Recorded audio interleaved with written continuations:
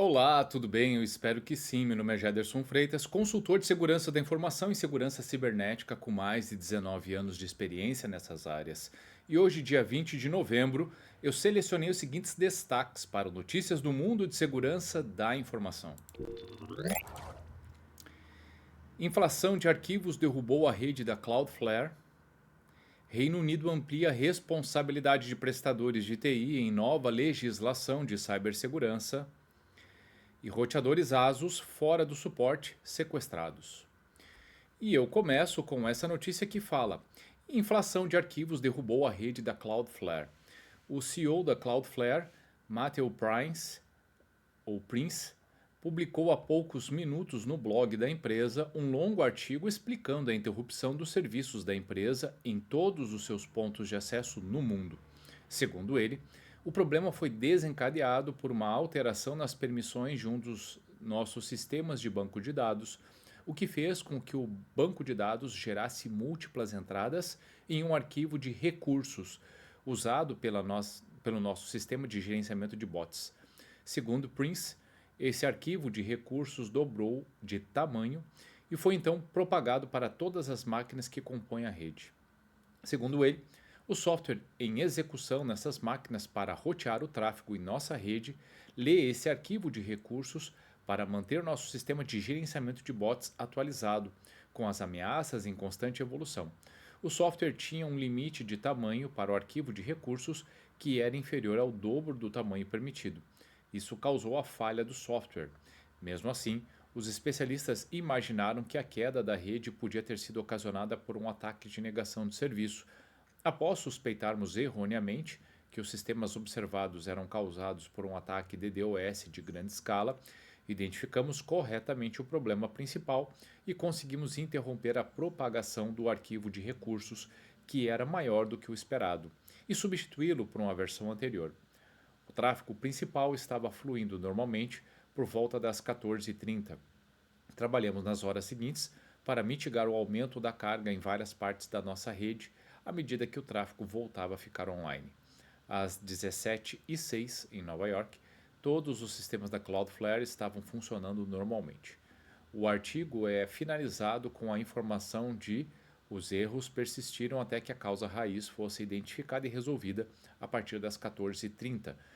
Resolvemos o problema interrompendo a geração e propagação do arquivo de recursos com defeito e inserindo manualmente um arquivo funcional na fila de distribuição de arquivos de recursos. Em seguida, forçamos a reinicialização do nosso proxy principal. O artigo completo está no final dessa matéria. Como habitualmente faço, compartilho o link das três matérias no primeiro comentário desse vídeo. O grande ponto é que todos nós presenciamos, há 2 dias atrás, um grande problema, né, em vários serviços que dependiam da Cloudflare.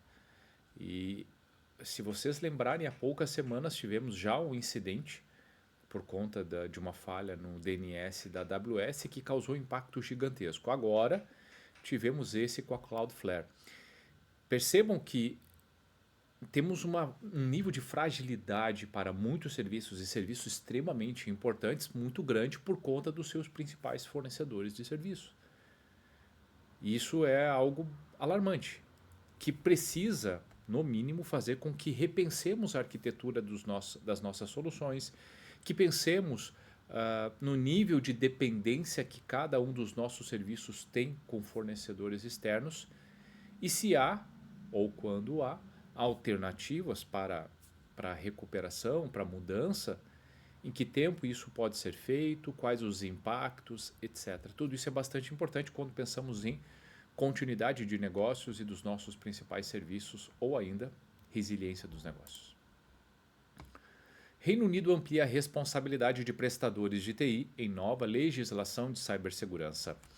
O governo britânico apresentou o Cybersecurity and Resilience Bill, um projeto de lei que coloca grandes empresas de serviços de TI e data centers sob um regime de responsabilidade mais rígido. Prestadores que atendem setores essenciais como saúde, energia, água e transporte precisarão notificar incidentes ao National Cyber Security Center em até 24 horas e entregar um relatório detalhado em até 72 horas. A legislação também obriga que fornecedores comuniquem seus clientes sempre que houver risco real de impacto nas operações, tornando a transparência um requisito obrigatório. Parêntese breve. Em certo nível tem relação com o comentário que eu acabei de fazer com relação à dependência, com relação a como agir, né, principalmente em caso de serviços críticos. Desculpe. O texto reconhece que falhas em fornecedores podem comprometer toda a infraestrutura de um país. Por isso, o governo passa a ter poder para designar quais empresas são consideradas vitais e exigir que adotem medidas específicas para reforçar a proteção. Em situações de risco elevado, autoridades poderão até determinar o isolamento de sistemas para impedir efeitos cascata. É um movimento que formaliza algo que o mercado já observava na prática. A cadeia de serviços de TI se tornou tão crítica quanto as organizações que ela sustenta. Os dados que sustentam a urgência da medida são contundentes. Ataques cibernéticos já custam ao Reino Unido cerca de 15 bilhões de libras por ano. E especialistas apontam que interrupções em setores essenciais podem gerar impacto fiscal ainda maior. A nova legislação tenta virar o jogo ao elevar o nível de exigências para prestadores, reduzir a assimetria de maturidade entre empresas e alinhar expectativas de segurança para toda a cadeia de tecnologia que movimenta a economia britânica. Esse avanço deveria servir de referência direta para o Brasil. O país ainda opera sem um marco claro que responsabilize prestadores de TI que atuem em setores críticos e sem uma política estruturada de notificações de incidentes. A ausência de regras permite que cada fornecedor trabalhe com padrões distintos, deixando o ambiente exposto a riscos previsíveis. Seguir a linha adotada pelo Reino Unido não significa copiar modelos internacionais, mas reconhecer que maturidade nacional depende de disciplina regulatória, validação contínua e obrigação real de resposta. O movimento britânico deixa evidente que segurança cibernética é questão de Estado. Ao impor regras claras aos prestadores, cria-se previsibilidade, fortalece-se a economia, reduz-se a superfície de ataque nacional. O Brasil não pode continuar esperando. Cada ano de atraso amplia o custo futuro e coloca o país na contramão das nações que já tratam cibersegurança como infraestrutura crítica. Esse é um ponto muito importante, pessoal. Falávamos na matéria anterior, né, do nível de dependência de um provedor de tecnologia que causou uma parada de vários serviços. Talvez, inclusive, até serviços críticos, o que a matéria não deixa claro, mas isso é possível. E aqui o Reino Unido vem justamente para tentar legislar, organizar, colocar, definir obrigações para esses prestadores de serviços que prestam serviços de tecnologia ligados a serviços considerados críticos. Esse é um marco bastante importante. Eu espero sinceramente que não só o Brasil, mas outros países venham a aderir a esse tipo de movimento, porque assim, obviamente, teremos um ecossistema mais seguro. E na última matéria de hoje, roteadores ASUS fora do suporte sequestrados. Pesquisadores da Security Scorecard identificaram o sequestro de milhares de roteadores ASUS fora do ciclo de suporte por meio de vulnerabilidades conhecidas no serviço iCloud.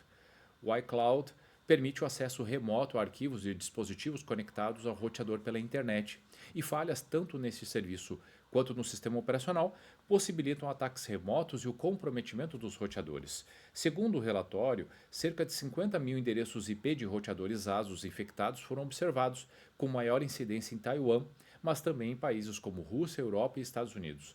6 vulnerabilidades diferentes foram apontadas, 4 delas têm mais de 2 anos de descoberta.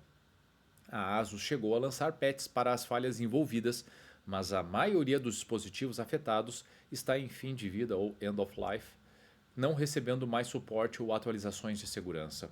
Os pesquisadores apontam que os roteadores comprometidos estão sendo usados como caixas de retransmissão operacional, servidores intermediários que mascaram o tráfego e dificultam a detecção dos ataques, além de fornecer endereço IP local para atividade maliciosa.